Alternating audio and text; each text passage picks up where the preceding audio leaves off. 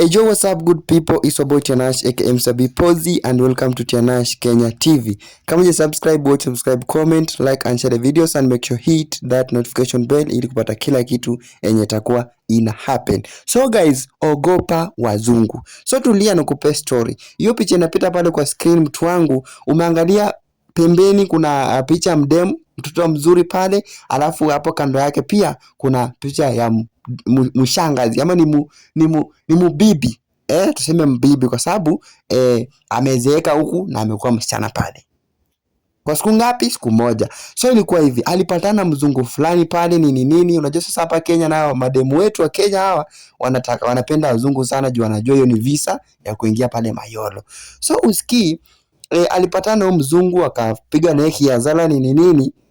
Watu wanaelewa kiazala na maanisha nini. So after wameshapiga kiazala hivi, dem kuamka anapata ameshakuwa mbibi, mtu wangu.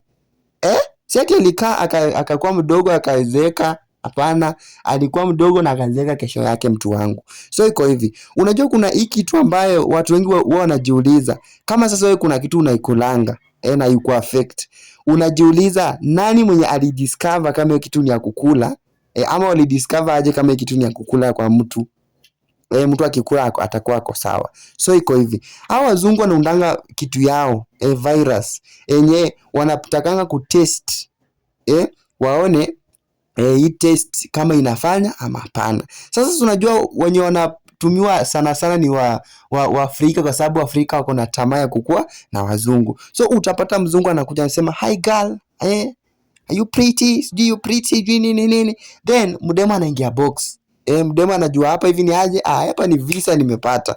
Kumbe mzungu anataka kutest kitu yake nyambaye ameijenga, kitu ambaye ameicreate. Unaona? So ni mbaya sana.